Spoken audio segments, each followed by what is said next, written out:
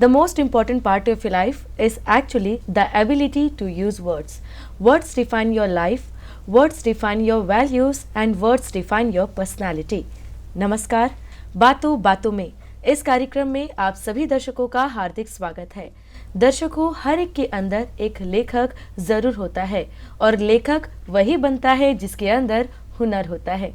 जी हाँ दर्शकों, आज हम आपको रूबरू करवाएंगे हमारे द्वीप समूह की जानी मानी लेखिका डॉक्टर कैरोलिन मैथ्यू जी से, जो एक शिक्षिका भी हैं। मैम, आपका हमारे इस कार्यक्रम में हार्दिक स्वागत है। Thank you. तो सबसे पहले मैम, हम आपसे ये जानना चाहेंगे कि आपकी जो ज़िंदगी है इसके बारे में हमारे दर्शकों को कुछ बताइए। ज़िंदगी काफ़ी बहुत बड़ा शब्द है जी। मैं Caroline Matthew, born and brought up in Andaman islands, और एक 43 ईयर्स से मैं टीचिंग का जॉब कर रही हूँ। आई एम ए टीचर जी। और मुझे लिखना पढ़ना काफ़ी पसंद है। जी। लिखती हूँ, पोइट्री लिखती हूँ, किताब लिखती हूँ, आर्टिकल्स लिखती हूँ, और साथ साथ गार्डनिंग वगैरह पसंद है, प्लांट्स पसंद है, नेचर काफ़ी पसंद है। जी। जैसे कि अभी आपने बताया कि आपको लिखने का शौक़ है, तो इसकी शुरुआत कब और कैसे हुई? लिखने का शुरुआत तो सही नहीं बता पाऊँगी क्योंकि मैं बहुत काफ़ी दिन से लिख रही हूँ। जी। बेसिकली रीडिंग से शुरू हुआ था ये बेसिक हैबिट। तो व्हेन मैं बहुत छोटी थी ना, 3rd स्टैंडर्ड पढ़ रही थी, तब से किताब पढ़ने का काफ़ी शौक़ था। और मेरे डैडी मुझे हम भाई बहनों को काफ़ी सारी किताब ला कर देते थे, चंदा मामा, विजडम, इस तरह के बुक्स, मंथली बुक्स। तो पेज टू पेज पढ़ते थे उसको हम लोग। उस वक्त तो टीवी वगैरह नहीं होता था, तो रीडिंग में ज़्यादा स्ट्रेस था। तो रीडिंग हैबिट जो साथ रहा हमेशा। और जैसा भी स्टार्टिंग में आपने बताया कि वर्ड्स ना, शब्द जो है बहुत सोच समझ कर यूज़ करना चाहिए, और शब्द से I am fascinated by words. कोई वर्ड्स इतने अच्छे होते हैं ना, उसे कैसे भी यूज़ करना है। तो स्कूल पढ़ते वक्त भी ऐसा था। तो जैसा मुझे एक वर्ड याद है, cascade. When I was in my class 9, तो एक स्टोरी में ये वर्ड आया था, तो वेरी फैसिनेटिंग वर्ड था। तो उस तरह रीडिंग हैबिट करते करते फिर मैं लिखने लग गई, मतलब छोटे छोटे पोइट्री लिखती थी। आपको लिखने का शौक़ है, तो इसकी शुरुआत कब और कैसे हुई? लिखने का शुरुआत मैं बोलूँगी, मेरे जो रीडिंग बचपन से, जो मुझे काफ़ी रीडिंग का बहुत शौक़ था, स्टोरीज़ पढ़ना, बुक्स पढ़ना। और जब मैं 3rd में पढ़ रही थी ना, मेरे डैडी किताब लाते थे, चंदा मामा, विजडम, इस टाइप के बुक्स। तो हम भाई बहन मिलकर पढ़ते थे, page to page, word to word पढ़ते थे। और उस वक्त तो लाइक अभी के लाइफ में तो टेलीविज़न आ गया, बहुत सारे इंटरनेट में बहुत सारे प्रोग्राम्स मिलते हैं, तब तो वैसा कुछ नहीं था। तो रीडिंग एक शेड्यूल था हमारे घर पे। तो रीडिंग हैबिट साथ रहा हमेशा। हमेशा ही बुक्स के पीछे भागती थी, रीडिंग करने का कोशिश करती थी। और वो रीडिंग में जब, जैसा आपने कहा, वर्ड्स ना, शब्द वर्ड्स मुझे फैसिनेट करते थे। और वर्ड्स को यूज़ करना, नए वर्ड्स ढूंढना, ये सब एक हॉबी जैसा था। तो फिर मैं लिखने भी लगी। स्कूल टाइम से कुछ कुछ छोटे मोटे चीज़ लिखती थी। फिर basically after becoming a teacher बनने के बाद मैं ज़्यादा लिखने में फोकस करने लगे। तो छोटे मोटे इंसिडेंट जो होते थे, जैसे कभी मैंने कोई बस एक्सीडेंट देख लिया, कोई जिसमें किसी का डेथ हो गया, तो मुझे अफेक्ट करता था, तो मैं उस पे लिखती थी। कहीं पे कुछ एनवायरनमेंट में आपने देखा कुछ डिस्ट्रक्शंस हुआ है, उस पे लिखती थी। इस तरह धीरे धीरे लिखने लगी। फिर डेली टेलीग्राम्स में मेरा पोइट्री छपता था। और जब संडे मैगजीन में जब ये आता था, तो बहुत सारे फ्रेंड्स ना बहुत खुश होते थे, and then they used to appreciate, बहुत अच्छी लिखती है मैडम आप, लिखिए। तो मुझे बहुत मोटिवेट करता था, and I used to write. तो इस तरह मेरे अंदर में लिखने का जो बेसिक एक जो शुरुआत हुआ। जैसे कि मैम, अभी आपने लिखने की बात की है, तो आप किस किस विषय पर लिखती हैं और कैसे लिखती हैं मैम? मैं बेसिकली पोइट्री लिखती थी स्टार्टिंग में, फिर आर्टिकल्स लिखने लगी। आर्टिकल्स भी लिखती हूँ, और अभी तो स्कूल बुक्स लिखती हूँ इंग्लिश लैंग्वेज पे। तो बेसिकली मेरा फोकस होता है नेचर, ह्यूमन लाइफ। तो इसी के चारों तरफ लिखती हूँ, क्योंकि जो भी टॉपिक लेती हूँ ना, लास्ट में वो ह्यूमन लाइफ पे आकर एंड होता है। जैसा कुछ देखा नेचर में, तो उसे कनेक्ट करती हूँ ह्यूमन लाइफ के साथ, फिर जब वो पोइट्री बन जाता है। जी, जो जब आपकी पहली बार जब आपकी बुक पब्लिश हुई थी, तब आपको कैसा फील हुआ, आपने कैसा अनुभव किया, ज़रा इस बारे में हमारे दर्शकों से अपना विचार साझा कीजिए। मुझे बहुत खुशी हुआ मेरा बुक जब पब्लिश हो गया था। जी। बेसिकली मैं लिख रही थी, काफ़ी सालों से लिख रही थी, और मैगजीन्स में आ जाता था, न्यूज़पेपर्स में आ जाता था, उसी में खुश हो रही थी। फिर बाद में जब लोग बोलते थे मैडम आपका बुक कब पब्लिश होगा, तो मैंने उस बारे में कभी सोचा ही नहीं था। फिर अभी जब ये जो ऑनलाइन वगैरह में, फेसबुक वगैरह में बहुत सारे पब्लिशिंग ऑप्शंस आने लगे थे, तो फिर एक ऑप्शन नोशन प्रेस का भी आया था, तो फिर मैंने घर पे बात किया, तो हस्बैंड भी सपोर्ट करे, तो फाइनली हमने डिसाइड किया कि हम ये बुक पब्लिश करेंगे। तो यूजुअली पोइट्री लिखती थी, कहीं कहीं छोड़ देती थी, कोई पेज में लिखा, कोई डायरी में रख दिया, कोई बुक में छोड़ दिया। फिर बाद में सबको कलेक्ट किया, सबको टाइप करवाया, और फिर बाद में जब भेजा तो एक 40 पोएम का एक बुक पब्लिश हो गया, पहला बुक। उस बुक के बारे में ज़रा हमारे दर्शकों को बताइए। ये मेरा पहला बुक है जी, रिफ्लेक्शन जी, और इसमें 40 पोएम्स हैं। पोएम बेसिकली ह्यूमन लाइफ के ऊपर है, नेचर के बारे में है, wrong things happening in society उसके बारे में है, यही सब के बारे में है जी। तो बेसिकली मेरे पास मोर देन 100 पोएम्स हैं, तो मैंने 40 को सेलेक्ट करके पहला बुक पब्लिश किया। जी। मैम, आपके जो प्रेरणा स्रोत क्या है लिखने के लिए? आप कैसे अपने आप को मोटिवेट और इंस्पायर्ड करती हैं लिखने के लिए? बेसिकली राइटिंग मेरे अंदर ना एक पैशन है जी। जैसे हमने कुछ देखा तो फटाफट मेरे अंदर में मुझे इसके बारे में लिखना है। तो वो थॉट मेरे अंदर में, इवन जब मैं कुकिंग करती हूँ ना, तब भी वो थॉट मेरे अंदर में डांस करता रहेगा, मुझे इसके बारे में लिखना है। जी। फिर अगर मैंने उस थॉट को कैप्चर कर लिया तो मैं उसे कंप्लीट करूँगी। जी। कभी कभी मैं बाद में लिखूंगी सोच कर ना, फिर निकल जाती हूँ और कुछ काम में लग गई। जी। कभी कभी थॉट खो जाता है, लेकिन इंस्पायर होती हूँ अपने सराउंडिंग से, सोसाइटी से, बच्चों से, नेचर से। बेसिकली नेचर से ज़्यादा इंस्पायर होती हूँ। Anything in nature inspires me and I just love nature. Ma'am, जैसे कि अभी आपने बताया कि आपकी जो पहली बुक थी रिफ्लेक्शन, ज़रा इसके कुछ 4 पंक्ति जो है आप हमारे दर्शकों को अगर सुनाना चाहेंगी तो अच्छा होगा। मैं इसमें एक पोएम पढ़ूंगी जी। ये स्मोकिंग लॉन्च पे है, जो हम एयरपोर्ट वगैरह में देखते हैं ना। जी।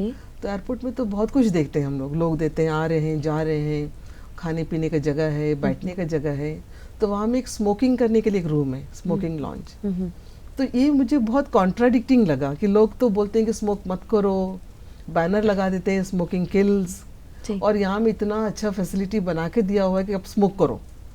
तो वहाँ बैठे बैठे मैं वेट कर रही थी अपना फ्लाइट का, तो मैंने इसे देखा ना, तो मैं उसको देखते रह गई। मैं बोली चलो मुझे इस बारे में कुछ लिखना है। तो फाइनली मैंने उसके बारे में लिखा एंड पब्लिश भी किया।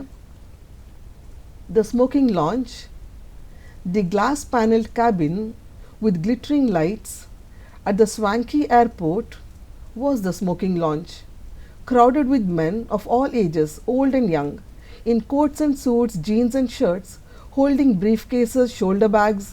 They were very proud to be in the launch, holding the cigarettes in fashion, one hand on their mobile, the other puffing the cigarette. All appeared to be very busy, lost in thoughts, talking over phones.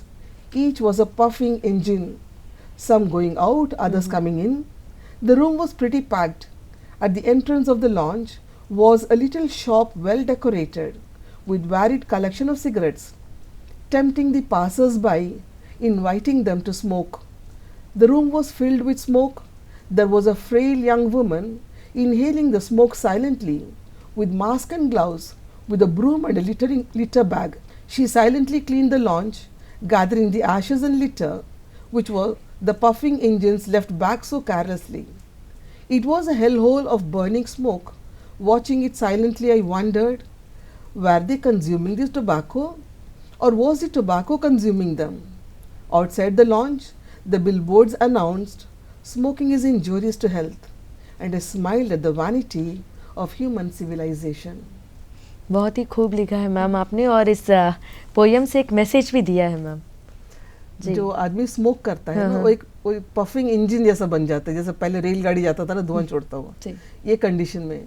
तो मेरा basic जो theme तो जो lady जो वहाँ में उस cabin के अंदर, ये तो स्मोक कर रहे हैं आराम से, और ये बहुत बहुत फैशन में स्मोक कर रहे हैं, लेकिन वो जो लेडी है वो दुबली पतली सी एक लेडी थी, मास्क पहने हुए, झाड़ू लेकर, बैग लेकर वो क्लीन कर रही है। जो धुआं ये लोग फेंक रहे हैं, जो ऐश गिरा रहे हैं, वो बेचारी क्लीन कर रही है। उसकी मजबूरी देखो आप कि वो स्मोक इनहेल कर रही है। She is not smoking but she is a passive smoker. तो कैसे वो अफेक्ट होती है। और बाहर तो बड़े से बोर्ड लगा हुआ है, smoking is injurious to health. तो कितना कॉन्ट्राडिक्टिंग हमारा सोसाइटी हो गया।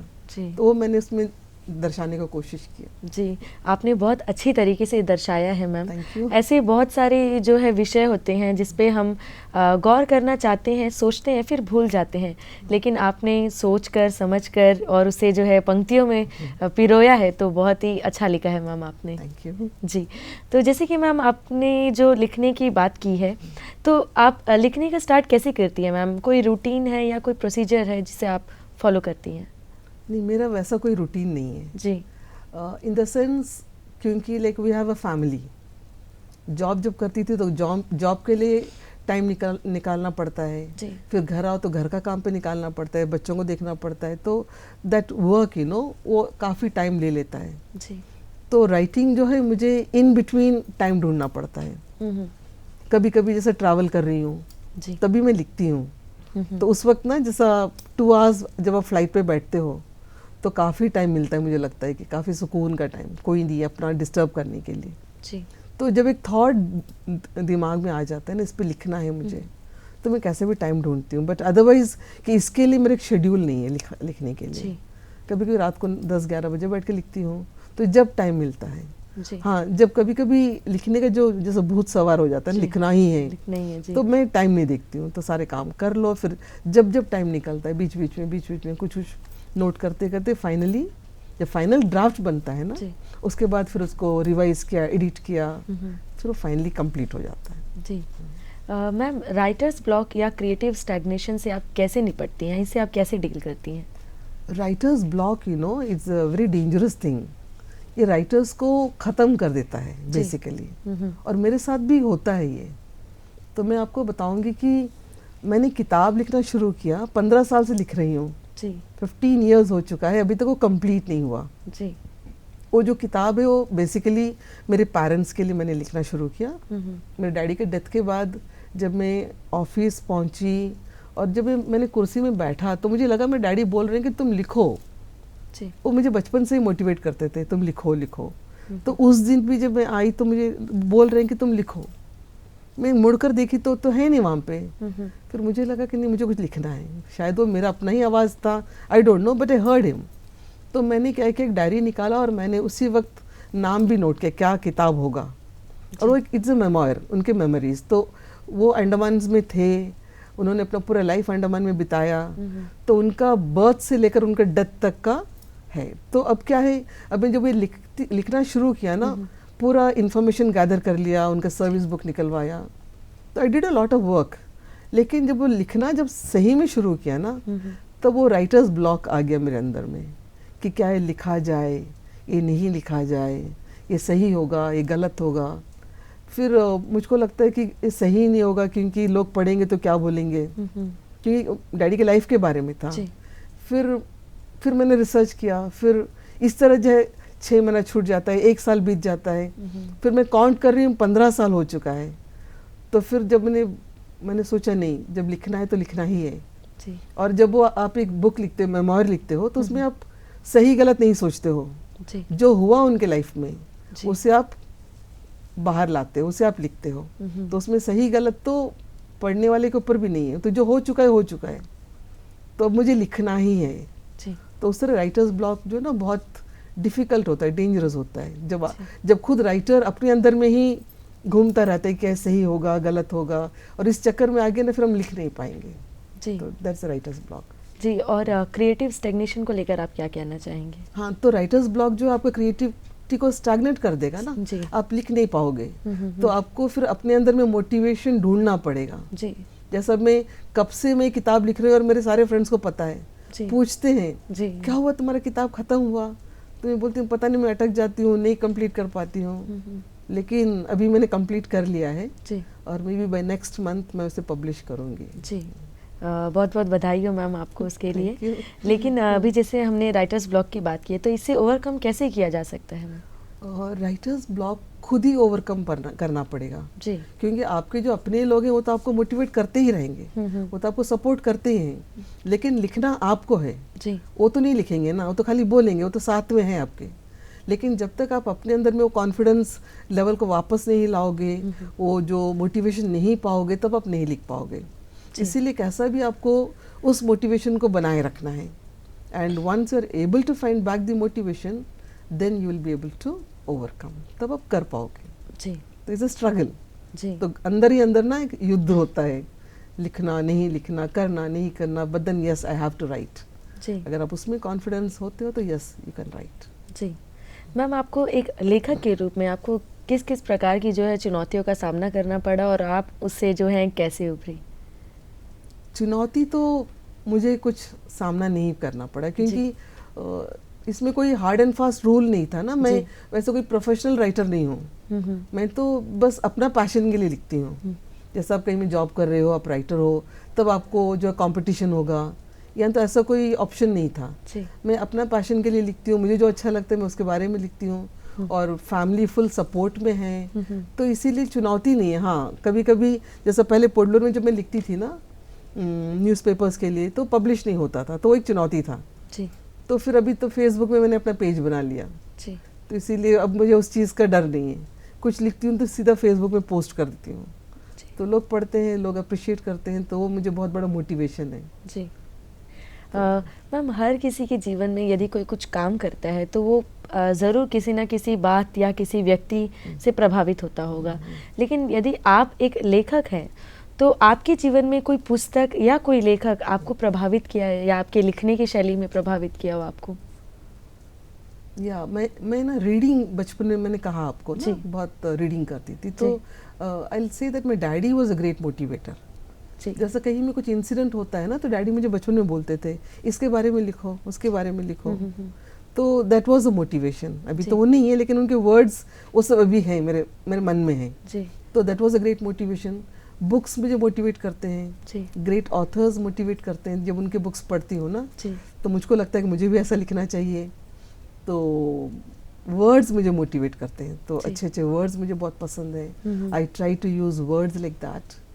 तो ग्रेट ऑथर्स ना, जैसे मैं नॉट ओनली इंग्लिश, हिंदी भी, जैसा स्कूल जब पढ़ते थे ना, कबीर दास के दोहे बहुत एडमायर करती थी मैं। कितने अच्छे अच्छी चीज़ ना, कॉमन लाइफ के जो बेसिक मूल्यों को ना, दो लाइन में उन्होंने कितने प्यार से लिखा है। समथिंग अमेजिंग ना, जो हम नहीं लिख पाएंगे, तो उस जमाने में उन्होंने लिखा है उस चीज़ को। तो उस तरह ऑथर्स का राइटिंग, प्रेमचंद का राइटिंग, और बुक्स अगर आप बोलोगे तो मुझे बाइबल काफ़ी पसंद है उसके लैंग्वेज के लिए, उसके इंग्लिश के लिए। It's such a wonderful book, beautifully written.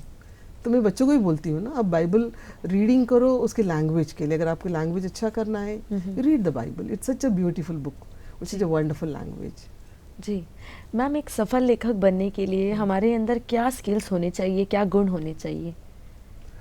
एक सफल लेखक बनने के लिए हमारे अंदर बेसिकली रीडिंग स्किल्स होना चाहिए जी। जो आप रीड करो, अब बाकी ऑथर्स को एडमायर करो, यानी कि मैं ही सबसे अच्छे राइटर हूँ, ऐसा नहीं। यू रीड, जितना रीड कर सकते हो आप रीड करो, अपने वोकैबुलरी अच्छा करो, और फिर अपने जो एक डिसिप्लिन ना मुझे लिखना है जी, और लिखना है तो मुझे लिखना ही है, तो उसको आप नहीं छोड़ना है, and only then you can become successful. अब आज आपने कुछ लिखा, फिर आपने लिखना एकदम ही बंद कर दिया। मैं लिखती हूँ कभी कभी, अभी पोइट्री नहीं लिखा, फिर अचानक कुछ देखा फिर लिखा, तो मेरे साथ ऐसा चलता है। नॉट दैट कि सुबह उठा, मैंने पेन उठाया, टेबल में बैठ गया, देन आई स्टार्ट राइटिंग, ऐसा कुछ नहीं मेरे साथ। तो मैं ऑफ एंड ऑन लिखती हूँ। Basically it's a passion for मी, और कुछ मुझे टच करना है, जैसा ना अभी भी रिसेंटली मैंने एक स्पाइडर को देखा, वेब बनाता हूँ, उसके बारे में मैंने लिखा, it was a good poem. तो वैसे लिखती हूँ मैं। और अगर एक अच्छा राइटर आपको बनना है, आपने राइटिंग को करियर बना लिया है, देन आपको उस पर फोकस्ड रहना है। You have to have a schedule, you have to write regularly, and off and on लिखने से आप अच्छा राइटर नहीं बन सकते हो। जी, जैसे कि मैम आपने बताया कि आपका जो फैमिली सपोर्ट है वो बहुत अच्छा है, तो ज़रा अपने फैमिली के बारे में हमारे दर्शकों को कुछ बताइए। My husband Dr. Matthew, the principal of Tagore College, and starting से ही ना जब भी मैं लिखती थी he used to be like, उसको जो भी काम होता था टाइपिंग करवाना, ये करवाना, ही विल डू इट। जी मैंने एक बार बोल दिया ना, फिर ही विल नॉट से नो टू दैट। तो ऑलवेज सपोर्टेड मी। तो सिर्फ बच्चे भी पढ़ते थे, तो फ्रेंड्स भी हैं जो पढ़कर एडमायर करते हैं। जी सो लिखने का काफ़ी सपोर्ट मुझे फैमिली से मिला। जी तो even I can't forget my daddy, he was a great supporter. He used to be very happy जब मेरा पोइट्री न्यूज़पेपर्स में पब्लिश होता था, then he used to be very happy, appreciate करते थे। जी तो वही ज़्यादा आपको मोटिवेट करता है। अब जब लिखते हो ना, वो काफ़ी बहुत बड़े बड़े प्राइजेस नहीं चाहिए। जब फैमिली मेम्बर्स आपको मोटिवेट करें, सपोर्ट करें, अच्छी बात बोलें, that becomes a great support and that I have. जी वैसे बेसिकली मैम आप कहाँ से बिलोंग करती हैं? My parents belong to Tamil Nadu near Kanyakumari, और दे केम हियर, यहाँ में जॉब कर रहे थे, डैडी यहाँ जॉब कर रहे थे। फिर I am born and brought up here. मैं तो यहीं को बिलोंग करती हूँ, जी मैं और कहीं को बिलोंग नहीं करती हूँ। I belong to अंडमान्स। जी तो जैसे कि मैम आपने बताया कि आपको जो है फैमिली का सपोर्ट बहुत ही अच्छा शुरुआत से ही मिला है, तो आपकी जो लेखन कार्य है, मतलब राइटिंग करियर है और पर्सनल लाइफ है, इन दोनों को आप कैसे बैलेंस करके चलती हैं? That is a big question क्योंकि देखिए I am not a full time writer. Okay, मैं ऑफ एंड ऑन लिखती हूँ, जी और फैमिली जो है दैट इज़ लाइफ। तो बच्चे हैं, हस्बैंड है, तो ज़्यादा टाइम जो है फैमिली पे बीत जाता है। जी और जैसे मेरे अंदर में एक थॉट आ गया मुझे लिखना है, तो मैं उसके लिए टाइम निकालती हूँ। जी लेकिन ये नहीं कि मैं लिखने के लिए टाइम ज़्यादा निकाल कर फैमिली को नेग्लेक्ट करूँगी, ऐसा नहीं है। जी I don't neglect my family, family is my priority जी और writing is my second one. लेकिन राइटिंग इज़ माई पैशन, तो एक बैलेंस बनाना होता है। फिर जब लिखना जब आप सोच लेते हो ना, जी फिर आप कैसा भी उसके लिए टाइम निकालोगे। जी जैसा मुझे प्लांट्स पसंद है ना, तो मैं कैसे भी टाइम निकाल कर मैं प्लांटिंग करूँगी, गार्डनिंग करूँगी, जी उसके लिए टाइम निकाल ही लूँगी। लेकिन फैमिली का जो अपना शेड्यूल है, जैसा कुकिंग करना होगा, ब्रेकफास्ट बनाना, लंच बनाना, उसका अपना शेड्यूल है, तो करना ही है मुझको। जी और ये सब मेरा पैशन है। जी जैसे कि आप कुछ टॉपिक लेती हैं और उसके बारे में लिखना शुरू करती हैं, तो उसकी रिसर्च प्रोसेस क्या क्या है? अगर मुझे एक टॉपिक मिला है लिखने के लिए, जी तो पहले ही मैं उस टॉपिक को रिसर्च करती हूँ उसके बारे जी। में। आई ट्राई टू रीड ना। अगर जैसे हिस्टोरिकल है, अब अंडमान का हिस्ट्री, जैसे मैंने जो बुक में लिख रही हूँ उसमें अंडमान निकोबार का हिस्ट्री भी है, जी तो उसके लिए मुझे काफ़ी रीड करना पड़ रहा है, क्योंकि मैं ऐसा कोई मैटर ना लिखूँ जो गलत हो। जी तो गलत चीज़ पब्लिशिंग में ना जाना चाहिए। जी तो उसके लिए मैं अपना को बहुत सारे बुक्स कलेक्ट भी कर लिया है, रीडिंग करती हूँ। और after lot of research, even आजकल ऑनलाइन में ना, जी। इट्स अ ग्रेट एडवांटेज, आजकल सब ऑनलाइन पे आपको मिल जाता है। जी अब वहाँ में अपने जो थॉट्स है उसको चेकआउट कर सकते हो कि थॉट सही है, गलत है, ये जो हिस्टोरिकल है ये सही है, गलत है। तो उस तरह काफ़ी रिसर्च करने के बाद फिर उस चीज़ को हम लिखते हैं। इवन अदरवाइज मैं पोइट्री भी जब लिखती हूँ ना, जैसे मैं स्पाइडर को जैसे मैंने लिखा, जी तो मैंने फिर स्पाइडर के बारे में पढ़ा, ओके स्पाइडर के बारे में पढ़ा, स्पाइडर का लाइफ साइकिल के बारे में पढ़ा, जी। उसके बॉडी पार्ट्स क्या क्या उसे कहते हैं उसके बारे में पढ़ा। फिर जब मैं पोइट्री में उसको लाती हूँ ना, तो वो उस चीज़ को भी लाती हूँ ताकि रीडर्स को भी पता चले कि स्पाइडर ऐसा चीज़ है जी और ऐसा वेब बनाता है। जी तो इट्स लाइक दैट। जी मैम, अब तक आपने क्या क्या लिखे हैं, क्या क्या पोएम्स लिखे हैं और क्या कहानियाँ, स्टोरी लिखा है आपने, ज़रा इस बारे में हमारे दर्शकों को बताइए। मैंने मोर देन 120 पोएम मैंने लिखा है, जी एंड पहला बुक ही पब्लिश हुआ है अभी, जी। तो बाकी पब्लिश नहीं किया अभी। जी और फिर मैंने एक वैल्यूज़ पे स्टोरीज ना, जी स्टोरीज विद मॉरल वैल्यूज़, जी एक सीरीज़ है क्लास 1 to 8 का। जी ये बुक पब्लिश भी हो गया है, called words of wisdom, and ये पब्लिकेशन ट्रिनिटी पब्लिशर्स ने पब्लिश किया है इसे। जी। और ये क्लास 1 to 8 के बच्चों के लिए है। जी 15 स्टोरीज इन ईच बुक। जी तो उसमें मेरे काफ़ी स्टोरीज मेरे अपने स्टोरीज हैं। तो ये स्टोरीज विद मॉरल वैल्यूज़ हैं, जी तो बच्चे उससे कुछ मॉरल वैल्यूज सीखें। सीख सकते हैं। जी। उसके अलावा मैंने पोइट्री लिखा है, उसके अलावा मैंने किंडल में मेरे 2 बुक पब्लिश हुए हैं, जी बच्चों के लिए पोइट्री है उसमें। जी फिर अभी मैं एक मेमोयर लिख रही हूँ। जी जैसे आपने बताया कि आपके जो हैं पोएम्स और बहुत सारे आर्टिकल्स पहले भी छपे हैं टेलीग्राम में, तो जब लोगों की प्रतिक्रिया आती है, फीडबैक्स आते हैं, तब आप कैसा फील करती हैं? आई एम जस्ट हैप्पी, क्योंकि लोग पढ़ते हैं। जी पहले मुझे लगता था कौन पढ़ेगा मेरा पोएट्री ना, कौन पढ़ेगा। फिर मुझे लगा कि नहीं, बहुत लोग हैं पढ़ने वाले। जैसे अभी भी मिलते तो बोलते हैं कि हम मिस करते हैं आपका पोएट्री, लेकिन न्यूज़पेपर्स तो पब्लिश नहीं कर रहे हैं ना आजकल, तो इसीलिए मैं फेसबुक पे ही पब्लिश करती हूँ। मैंने ना एक इंग्लिश का जो लिटरेचर बुक है क्लास 1 to 8, वो भी मैंने एक पब्लिशर्स के लिए लिखा है। इट इज़ ऑलरेडी पब्लिश्ड और बुक्स चल रहा है नॉर्थ ईस्ट वगैरह में, क्लास 1 to 8 CBSE स्कूल्स में चल रहा है किताब। तो उस तरह फोकस्ड रहता है लिखने का। I like writing. जी, जैसे कि मैम आप एक लेखिका भी हैं और शिक्षिका भी हैं, तो एक शिक्षिका का जो प्रोफेशन है ये कितना महत्वपूर्ण है आपके जीवन में? प्राइमरीली टीचर जी, पहले मैं टीचर हूँ, उसके बाद मैं राइटर हूँ। जी, और 43 इयर्स 81 से मैं यहाँ टीचिंग का जॉब कर रही हूँ। So almost 42 years I am a teacher and I have worked in long island में मैंने काम किया, मॉडल में काम किया, रविंद्र बांग्ला विद्यालय में काम किया, जी, फिर निर्मला स्कूल में तो मैं एज अ प्रिंसिपल काम करी, कामराज में मैंने एज अ प्रिंसिपल काम किया है। जी, तो काफ़ी जगह मैंने काम किया है। जी, तो I feel that teaching job ना बहुत अच्छा जॉब है, जी, क्योंकि आप बच्चों के साथ हो, बच्चों को आप जैसे मोल्ड करना चाहते हो ना आप कर सकते हो। जी, और टीचर के हाथ में पावर है कि बच्चों को अच्छा करे, बच्चों के अंदर जो ज्ञान आप देते हो ना, जी, नॉट नेसेसरी आप किताब से ही ज्ञान दो, पढ़ाते वक्त आप उनको कैरेक्टर फॉर्म कर सकते हो। और ये सब मैं फोकस करती हूँ जब मैं पढ़ाती हूँ। Not only I teach the book, जी, I teach values to them. तो उस बुक के माध्यम से मैं बच्चों के अंदर में उनका कैरेक्टर बिल्डिंग करती हूँ। जी, एंड वो टीचर का बहुत बड़ा रोल होता है सोसाइटी को चेंज करने के लिए। सोसाइटी में जो बच्चे फ्यूचर सिटीजन्स हैं हमारे, जी, तो अगर बच्चों का कैरेक्टर फॉर्मेशन अच्छा हो गया जी, तो that's the greatest reward for a teacher. और टीचर के लिए वही सबसे ग्रेटेस्ट गिफ्ट है ना। मैम अपने आप को लिखने के लिए आप कैसे प्रेरित करती हैं, कैसे मोटिवेट रखती हैं? और इंस्पायर्ड तो आप मतलब आसपास की जो नेचर है उसे देखकर तो हो ही जाती हैं।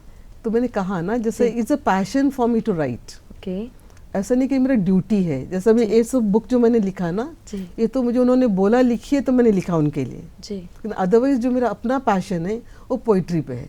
जी, तो छोटे मोटी चीज़ देखती हूँ उसी पे, like I feel like writing. लेकिन पोइट्री के थ्रू मैं मैसेज देने नहीं भूलती हूँ। छोटे छोटे चीज़ों पे ना मैंने राइट, तो उसमें एक छोटा सा मैसेज सोसाइटी के लिए होता है, जी, ताकि सोसाइटी में जो गलतियाँ हैं वो, बहुत लोग देखते हैं कि चीज़ गलत है, गार्बेज पड़ा हुआ है, लेकिन क्या कर पाएंगे हम कुछ नहीं कर सकते हैं ना। तो मैं पोइट्री के थ्रू मैसेज देती हूँ। जी, आप हम बोलते हैं ना सफाई अभियान, स्वच्छ भारत, जी, आप मेरीना पार्क के वहाँ चले जाओ, मैंने देखा है लोगों को कार में आते हैं, पॉलीथीन बैग लाते हैं जी, और समुद्र में फेंक कर चले जाते हैं। और वो बैग जब खुलता है ना, लहर उसको मार मार के जब खोलता है ना, कितनी गंदगी उससे निकलता है। Unwanted things are inside that. अब ये नहीं कि उनको कहीं में एक डस्टबिन दिखाई नहीं दिया होगा। जब आप कार से घर से यहाँ तक पहुँचे, कहीं में डस्टबिन में भी तो डाल सकते हो ना। जी, तो ये जो छोटी मोटी चीज़ें हैं ना, जो हम डायरेक्टली उन लोगों को नहीं बोल सकते हैं, जी, बट वी कैन राइट। तो as a writer I try to bring out ना जो गलतियाँ हैं, जी, तो उतना ही मैं कर सकती हूँ। मैं नाराबाजी नहीं कर सकती हूँ, बट आई कैन राइट। और राइटिंग के थ्रू मैं अपने थॉट्स रीडर्स में पहुँचा सकती हूँ। जी। मैम यदि किसी को अगर लेखक बनना हो, इस फील्ड में आना हो, तो आप उनको क्या मार्गदर्शन देना चाहेंगे? बहुत अच्छी बात है अगर कोई राइटर बनना चाहता है। जी, बहुत लोग दे वांट टू राइट, लेकिन ज़िंदगी के भाग दौड़ में ना लाइक खो जाते हैं। जैसे बच्चे में देखती हूँ स्कूल में काफ़ी अच्छा उनका लैंग्वेज होता है, तो मुझको लगता है कि बच्चा बहुत बड़ा राइटर बनेगा, लेकिन बाद में देखा 4 साल बाद इंजीनियर बन गया, तो कोई डॉक्टर बन गया। जी, तो बहुत कम बच्चे राइटिंग फील्ड में जाते हैं। और यदि बच्चों में राइटिंग का जो फ्लैर है, राइटिंग का जो स्किल है, then they should become writers. और उसके लिए they should be good readers. सबसे पहले जी, रीडिंग का स्किल उनके अंदर होना चाहिए। और जब तक वो रीडिंग करके किसी राइटर्स का राइटिंग को अप्रिशिएट नहीं करेंगे, जी, तो राइटर नहीं बन सकते हैं। फिर उनके अंदर एक डिसिप्लिन होना चाहिए ना, दैट आई शुड राइट। मुझे अपना लैंग्वेज अच्छा करना चाहिए, जी, मुझे अच्छा वोकैबुलरी अपने अंदर लाना चाहिए। अगर ये सारे स्किल्स हैं उनके अंदर, अगर वो डिसिप्लिन होकर डेली लिखें, तो I think they should become a good writer. जी। मैम आप हमारे इस कार्यक्रम में आई, अपना अनुभव हमसे साझा किया, आपका बहुत बहुत धन्यवाद। थैंक यू चांदनी। दर्शकों, हम उम्मीद करते हैं कि आज के इस कार्यक्रम से आप ज़रूर लाभान्वित हुए होंगे। हम फिर मिलेंगे एक नए अतिथि के साथ, तब तक के लिए हमें दीजिए इजाज़त। नमस्कार।